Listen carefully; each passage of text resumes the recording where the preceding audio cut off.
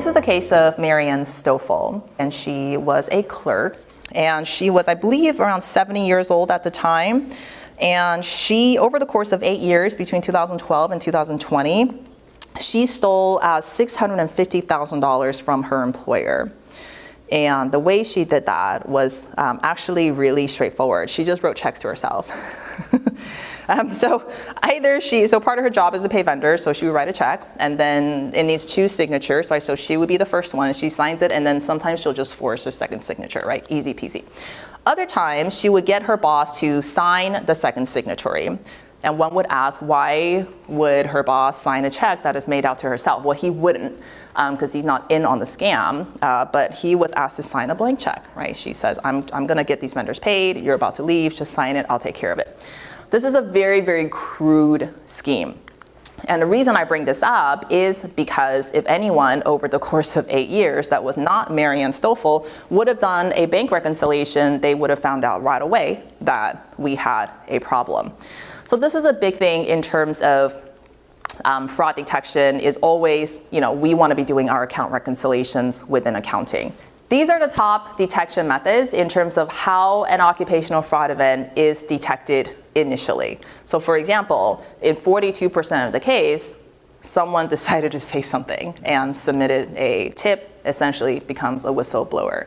And you'll see that it is by far the most effective method of detecting fraud. That's something we're going to talk about later. We're going to talk about the hotline.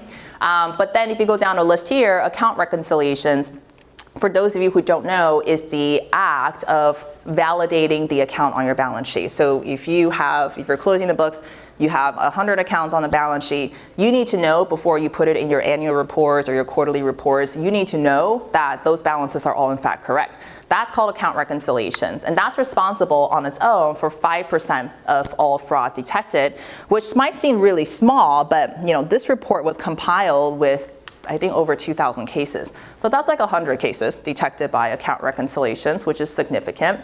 And then if you look at some of these internal audits, you guys all know what internal auditing is, right? I'm sure we all get audited. Okay, so internal audits always want to look at recs, management review always want to look at recs, document examination, that's like all of what reconciliations are. External auditors always want to look at recs. The account reconciliation activity is a really, really big part of finance and accounting, and it's a really, really big fraud control. Frauds that are detected, let's say with a tip, generally you can expect to lose about $117,000 worth of damages, and the fraud would have gone on for 12 months. Frauds that are detected by accident, on average, you have been suffering from it for about 23 months, and you can expect to lose about $100,000.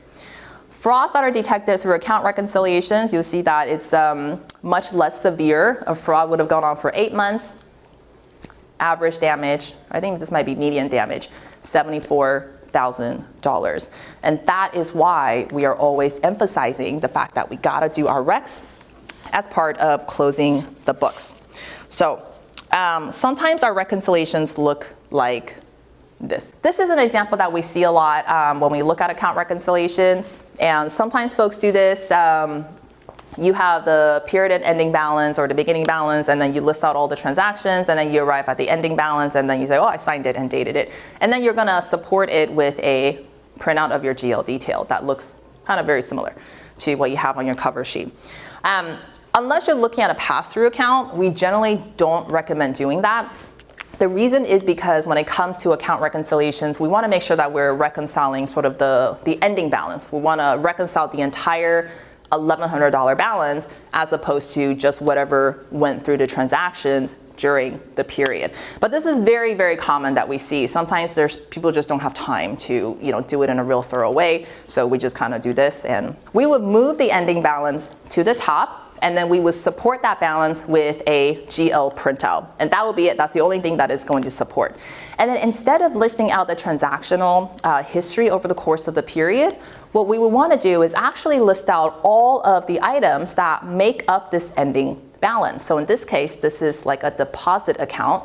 So we have 3 vendor deposits that adds up to $1,000. And we can see that it doesn't really tie just yet, but that's okay because we're going to get to it.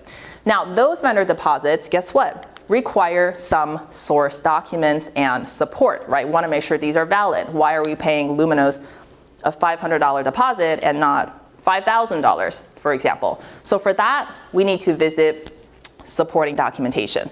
And not all supporting documentation is created equal. In general, and I think this could apply to other areas as well, in general, what we say is anything that you can support with an outside party is generally most objective and is generally what you want to be using, right? Like a bank statement. Something that comes from the outside, or maybe something that comes from the government, something that comes from your vendor, right? These are third-party information, assuming that they're not faked.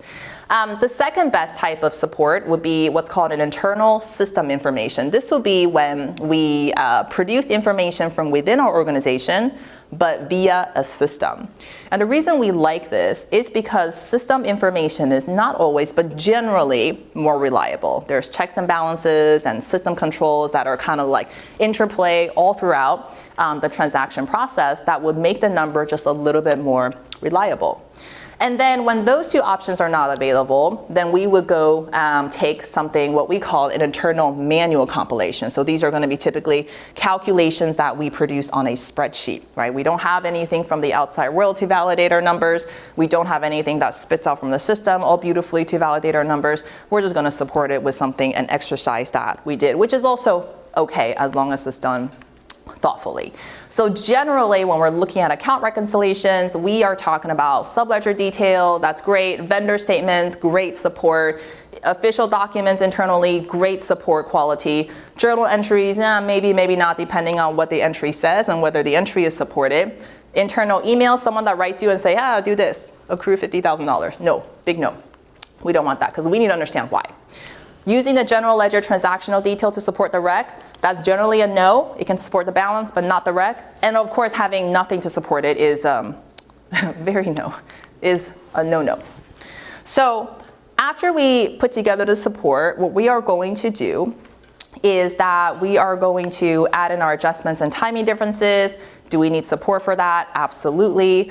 And then after that, whatever is left over becomes the variance. So, you get to a variance and hopefully that's zero. And to the extent that it is not zero, you monitor it for a while and then you write it off from the balance sheet. So this is the difference between what a sort of geo-replication looks like versus a true reconciliations, which is what we always want to try to get to unless we are looking at a pass-through account. Okay, so when it comes to reconciliations, we want to do it right, do it timely, and then follow up on aged open items.